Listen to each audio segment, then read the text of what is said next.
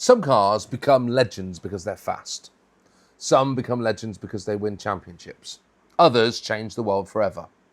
But the Tamiya Grasshopper didn't really do any of those things. It wasn't the quickest buggy you could buy. Its suspension was basic. It came with a tiny 380 motor. And yet, 40 years later, Tamiya are still making it. But why? Why does one of the simplest radio control cars ever made still matter? Well, to answer that, we need to go all the way back to 1984. It's easy to forget what the world looked like in 1984. The internet didn't exist. There's no YouTube, no online shopping. If you wanted to discover a new hobby, you visited your local model shop, and for thousands of children, walking through those doors felt like entering another world. There were shelves filled with paints, aircraft, boats, tanks, cars, and right in the middle, radio-controlled vehicles. RC wasn't new. Tamiya had already established itself as one of the world's premier model manufacturers. Throughout the late 1970s and the early 1980s, the company had earned a reputation for beautifully engineered kits that combined scale realism with genuine performance. Their cars looked incredible, but they weren't exactly cheap, nor were they aimed at complete beginners. At this time, off-road racing was exploding. Full-size desert racing events captured imaginations across the world. Magazine covers were filled with sandrails, single-seater buggies, flying suspension, dust, adventure. And children wanted that excitement, but in a miniature format. And Tamiya responded. Rather than building the fastest buggy, rather than building the most expensive buggy, Tamiya asked a different question. What if we built the perfect first buggy? That single question would change RC forever. I absolutely love this advert. It tells us something important, not about the buggy, but about Tamiya. Look at that headline. Another giant leap forward. That's confidence, isn't it? That's real confidence. The company isn't introducing another toy, they're telling dealers, we've done it again. Then you read the copy and something else jumps out. Tamiya aren't talking about winning races, they're talking about accessibility. The advert says to us, if you've always wanted a genuine Tamiya off-road buggy, but thought you'd have to settle for a toy-like imitation, take advantage of the Grasshopper. That sentence is incredibly important, because it tells us exactly who this buggy was built for. Not professional racers, not experienced hobbyists, people standing outside of the hobby and looking in. And then perhaps my favourite line, we've made off-road fun by making off-road buggies right. Not faster, not more complicated, right. The advert keeps returning to the same themes. Easy assembly, quality engineering, affordable price, upgradable design, durability. Look at this section, a soup-up design. Today, we would call that hop-ups, but in 1984, Tamiya were already encouraging owners to improve their buggy over time. Oil dampers, ball bearings, a larger RS 540 motor. The Grasshopper wasn't just a product, it was an entry point. Buy this today, upgrade it tomorrow. Stay in the hobby for years. Now that's incredibly smart thinking. Then there's the price, $65.98. Doesn't sound remarkable now, but in 1984, this represented a genuine attempt to bring the hobby-grade RC within the reach of more families. And that's something both of our contemporary magazine reviews picked up on. The Grasshopper wasn't being sold as the ultimate buggy, it was being sold as the buggy that finally made RC accessible. Now, if you look underneath, you might wonder what all this fuss was about. There's no sophisticated racing suspension, no aluminium chassis, no trick engineering. In fact, compare it to some of the cars that would follow, it is remarkably simple. Almost too simple. And that's where the mystery begins. Because if the Grasshopper wasn't technically revolutionary, if it wasn't the fastest, if it wasn't designed to dominate racing, then why on earth are we still talking about it today? I don't think that the Grasshopper changed RC through speed. I think it changed RC through its accessibility. And to understand why, we need to see what happened when the world's RC magazines finally got their hands on one. Today, the Grasshopper is remembered as a legend, but back in 1984, nobody knew that.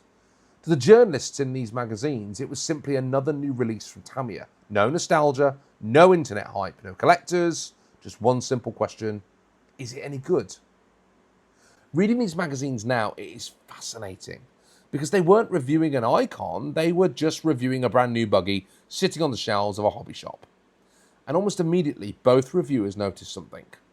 The Grasshopper wasn't trying to be everything to everyone, it knew exactly what it was.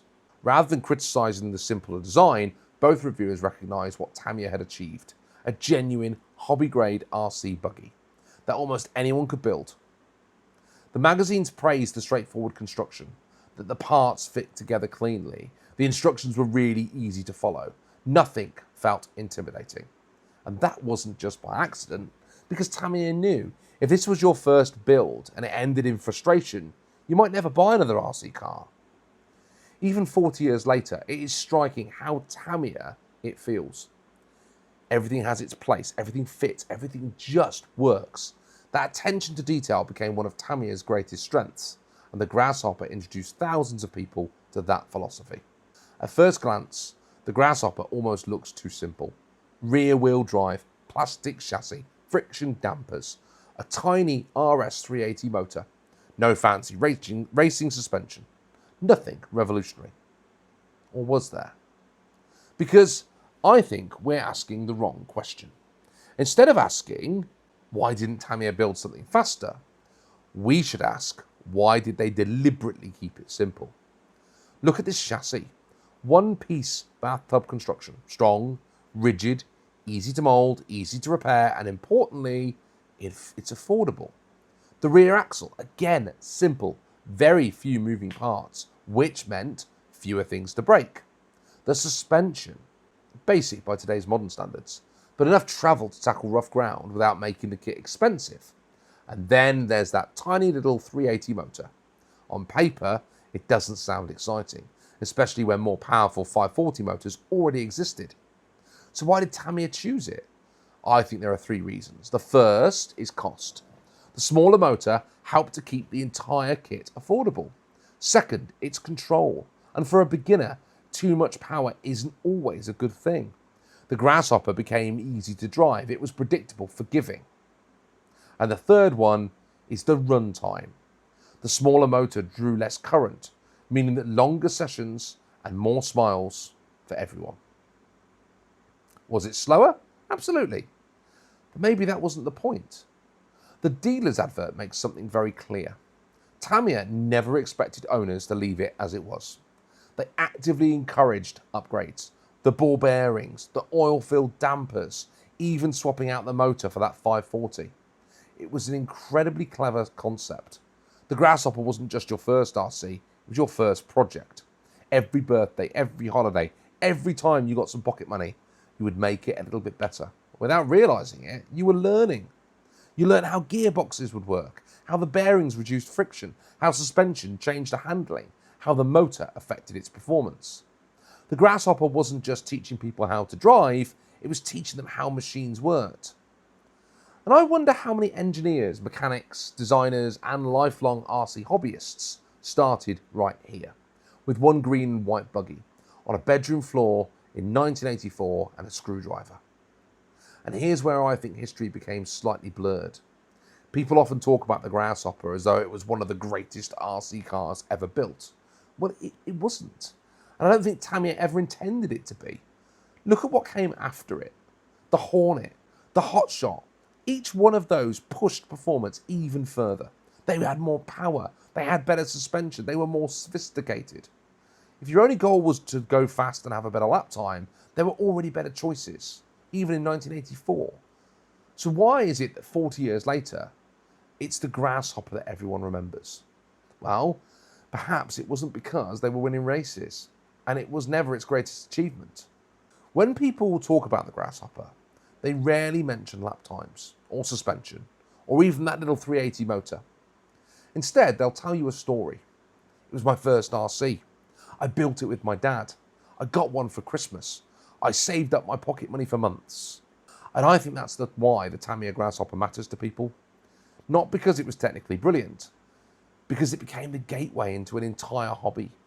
And every hobby has a product like this. Photographers, it's maybe their first SLR camera. For cyclists, their first racing bike or their mountain bike.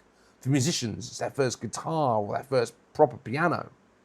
And for thousands of RC enthusiasts, it was this, the Grasshopper. It wasn't trying to beat every other buggy.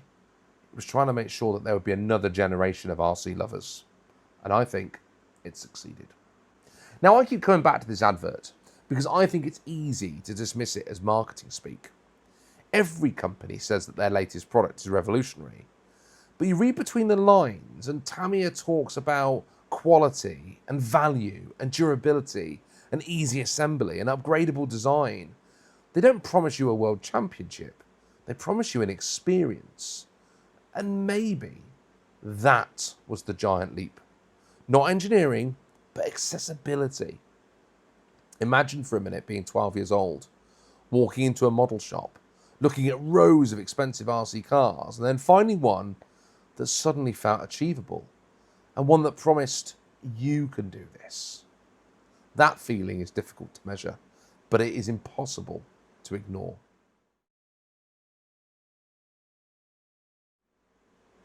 So, 40 years later, does it still deserve to be called a legend? Well, there's only one way to find out.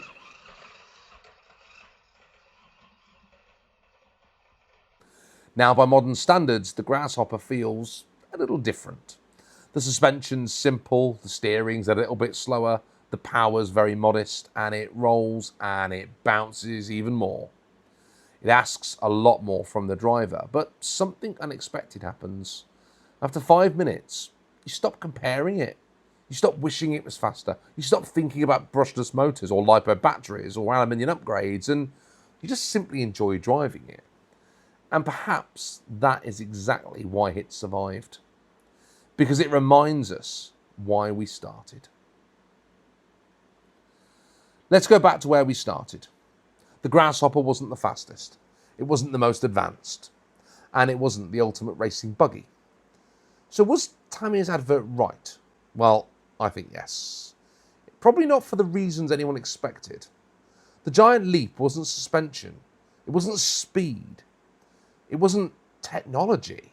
The giant leap was making a genuine hobby-grade radio control that's available to ordinary people. It lowered the barrier, it welcomed beginners, it encouraged upgrades, it rewarded curiosity. And because of that, thousands, perhaps hundreds of thousands of people discovered a hobby that would stay with them for life. That's an extraordinary legacy. Sometimes the greatest legends aren't the fastest. They're the ones that inspired everyone else to start.